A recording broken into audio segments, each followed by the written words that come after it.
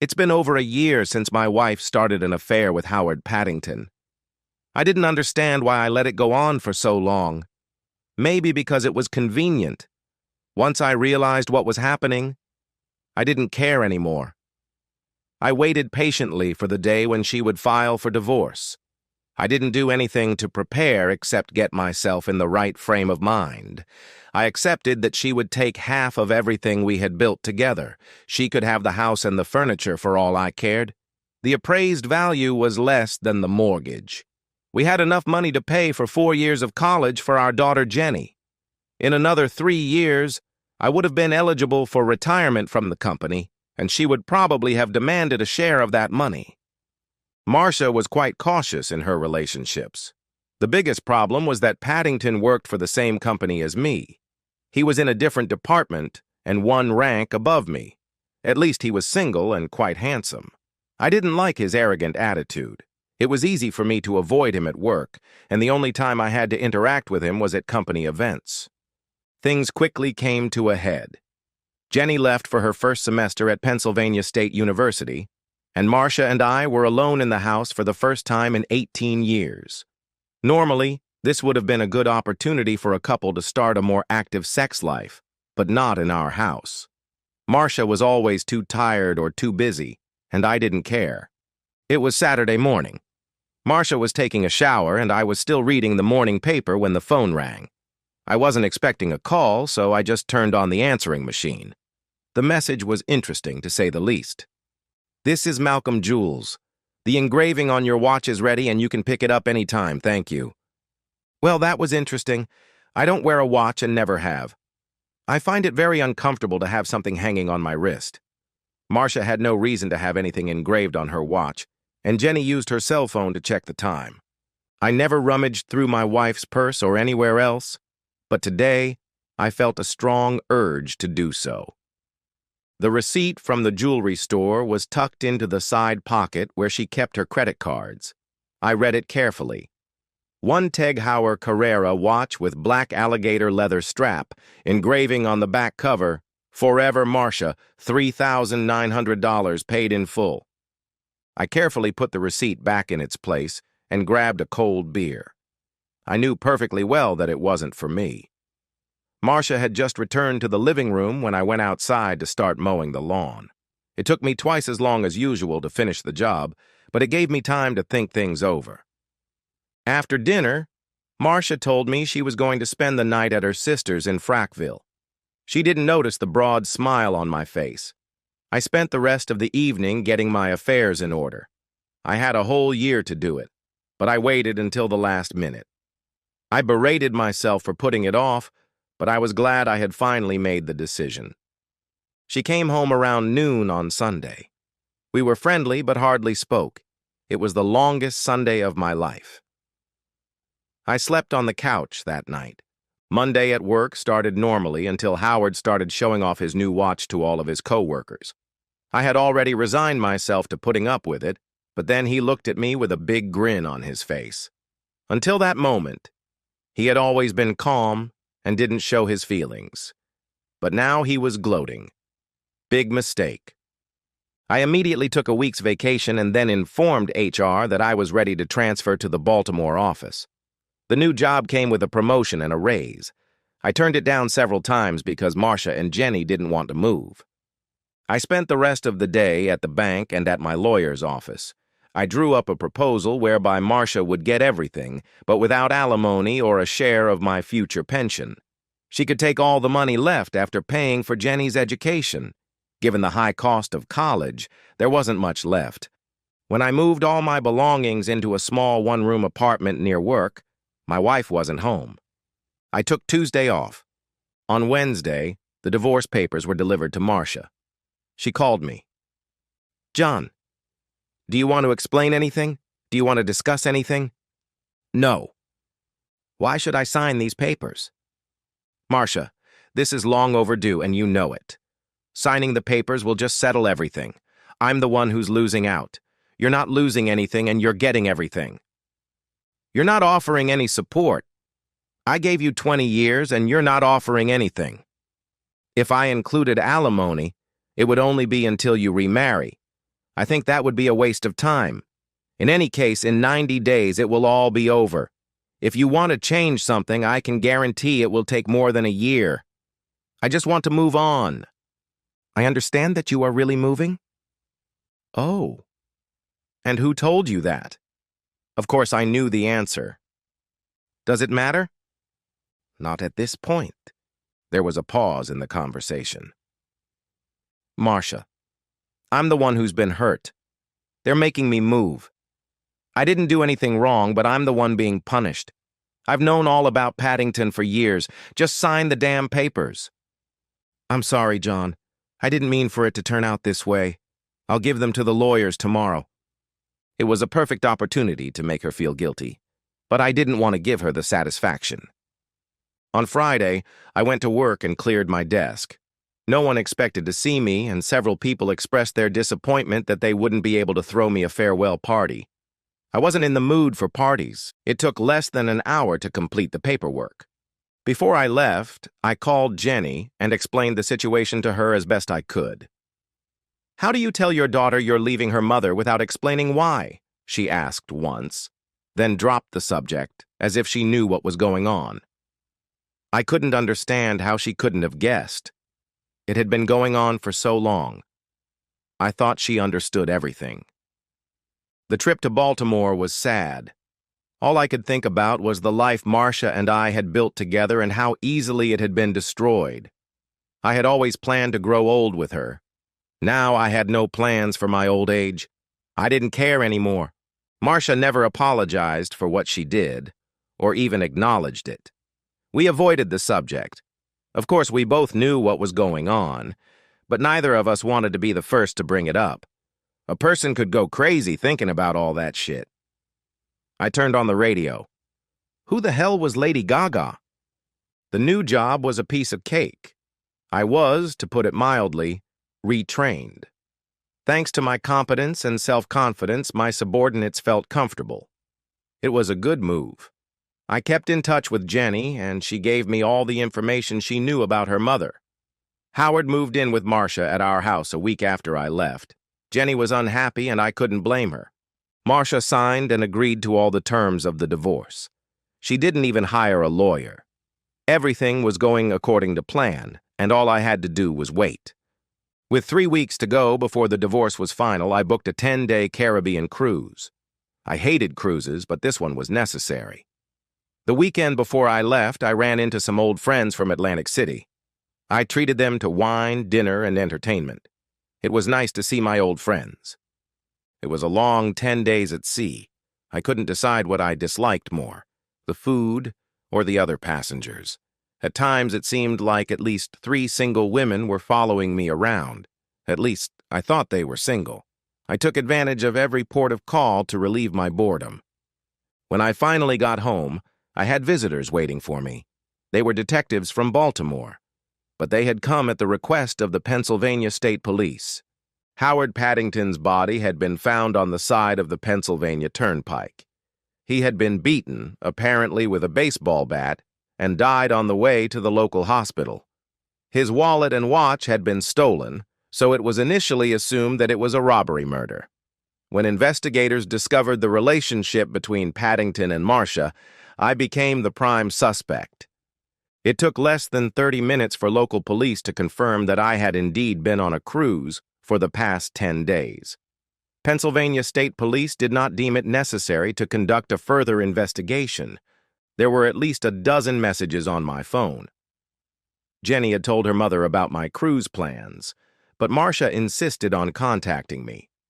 Marcia knew I hated cruises. One of the calls was from Jenny, so I called her back. "Jenny, I just got back from the cruise. What the hell happened?" No one knows for sure. Mom is in shock. Howard didn't come home from work, and he was found on the highway near Downingtown last night. He was beaten and died before he got to the hospital. When did this happen? Last Thursday. Well, last Thursday I was in Cancun, so it wasn't me. Mom swears you're involved, but there's no proof. I just spent some time with the local police, and they seem satisfied with my story. Then why is your mother trying to contact me? She's desperate. She doesn't have you, and now she's lost Howard. She said something about wanting to stop the divorce. Can she do that? Not without my consent. If I had waited a few more days, I wouldn't have this problem.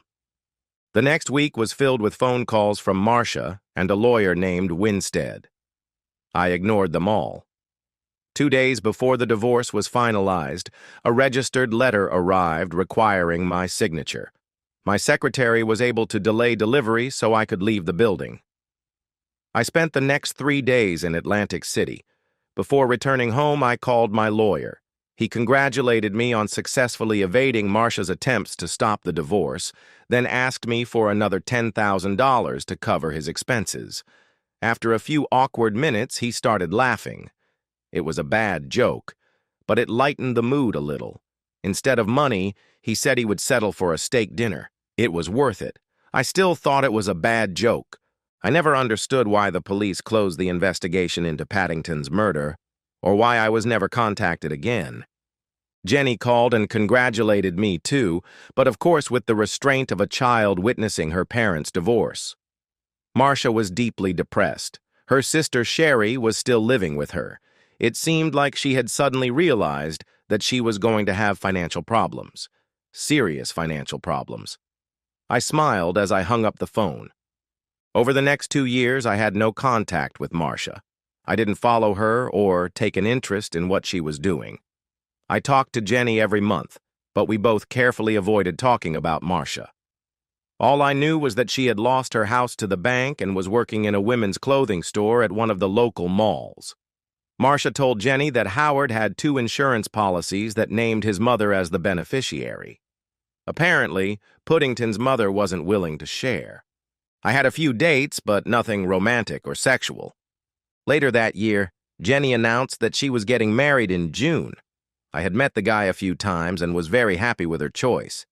The wedding was to take place in Harrisburg, his hometown. Of course, Dad was going to pay for most of the expenses. I was more than willing to help in any way I could. The groom had many more relatives than we did, so it made sense. I agreed to walk her down the aisle if Jenny promised that I wouldn't have to sit next to Marcia or talk to her. She reluctantly agreed. I didn't want to ruin my daughter's wedding, but I felt that if I was forced to talk to Marcia, the chances of it falling apart would be much higher than if I just avoided her. Besides buying a tuxedo, I had one more thing to do to prepare for the wedding. I felt like the devil, or rather, my evil side had come out. The wedding was beautiful, as all weddings are. Jenny kept her word. Everything was carefully arranged so that Marcia and I could avoid each other without arousing suspicion. Although I was alone, Marcia was accompanied by a handsome man in his 50s. I never found out what their relationship was. Perhaps he was her colleague, neighbor, or new boyfriend. I didn't care. At the reception, Marcia and her date sat in the far left corner of the main table, and I sat in the far right corner. I waited patiently for the bride's father to give his toast. Standing up to speak, I crossed my fingers. It was a silly joke, but I still wanted everything to go according to plan. I'm right-handed, but that day I held the glass in my left hand. The words I spoke didn't matter, but the gesture I made toward the guests was very important. When I raised my left hand, the sleeve of my tuxedo slid down, revealing a beautiful Teg Heuer watch with a black alligator leather strap. I kept my hand raised longer than necessary so that all the guests could see the exquisite watch. A sudden gasp from the far end of the table told me that my mission was accomplished. I spoke a little longer than usual to gloat a little. When I sat down, I had a big smile on my face. Marcia saw the watch and recognized it. All the planning had paid off. A few minutes later, I saw my ex-wife and her companion leave the room. She was upset, but I couldn't tell if she was crying or not. I stayed for another hour, like a respectable father, and then quietly left and returned to my hotel room. I slept restlessly that night. I didn't know what Marcia would do, or if she would do anything at all. If she did nothing, I would know that she had accepted her fate and was ready to move on. If she was still hurt by what had happened, I might have some unexpected visitors. The answer came at 6 a.m. Mr. John Terrell? There were two of them, dressed in dark suits. I suddenly imagined Will Smith and Tommy Lee Jones in the movie Independence Day. I laughed to myself as I answered, "Yes, how can I help you?" The man in the suit introduced himself and his partner, then asked to come in. They weren't local, but from the state prosecutor's office. I wondered who had woken them up so early in the morning. I offered them a seat while I put on my pants. I waited for them and had to get dressed before they arrived. There were only 2 chairs in the hotel room, so I sat down on the unmade bed. I deliberately took my time to get comfortable. "How can I help you, gentlemen?" "Are you John Terrell, who was at the Peterson-Terrell wedding yesterday?" "Of course. Jenny Terrell, now Peterson, is my daughter. We received a call saying that you were wearing an expensive Teg Heuer watch during the reception." I reached for the nightstand and picked up the large watch. "Yes, I was wearing that watch. Do you like it?" "That's not important, Mr. Terrell. We'd like to know where you got this watch." "Why? Can you just answer the question?" "No. First tell me why you need to know where I got it and who told you I had it, and then I'll answer your questions." "Mr. Terrell, we're trying to make this as easy as possible. Can you just answer the question?" "All right. I bought the watch on eBay. Now tell me why you need to know." "A watch just like the one you're holding was taken from the body of a man who was murdered in Downingtown 3 years ago.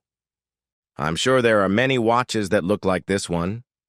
Could you be a little more specific?" They seemed a little out of their depth. I got the impression that they were just going to drag me off to some government building to finish the conversation. "Mr. Terrell, do you know a man named Howard Paddington?" "Of course I do. I used to work with him, and he was my wife's lover, which, incidentally, led to my divorce." "Mr. Paddington had the exact same watch when he was killed. How do you know that?" My 2 visitors did not respond. "Was the watch on him when he was found?" They both shook their heads at the same time. "Do you think it could be his watch?" They were supposed to be controlling this informal interrogation, but they seemed to be losing control. "Who the hell told you that it was Howard Paddington's watch?" "Your wife, Mr. Terrell. Your wife identified the watch." "And how did she know it was his watch?" There was a moment of confusion. "She claims she bought it for him." "Maybe you should talk to her?" There was no response. "Is that all? Is that all you have?" "There's an engraving on the back of the watch that confirms her story." "Can she prove she bought the watch?" "She has the receipt." "Damn. I have the receipt too. Let me show it to you." They sat silently while I took the folded piece of paper out of my wallet and handed it to them. The older one looked at the piece of paper, then at me. "This is from eBay. It says you bought this watch for $49. "Yes, but I also paid $5 for shipping." "You bought a Teg Heuer watch on eBay for $49? "Not exactly. Look closely at the description."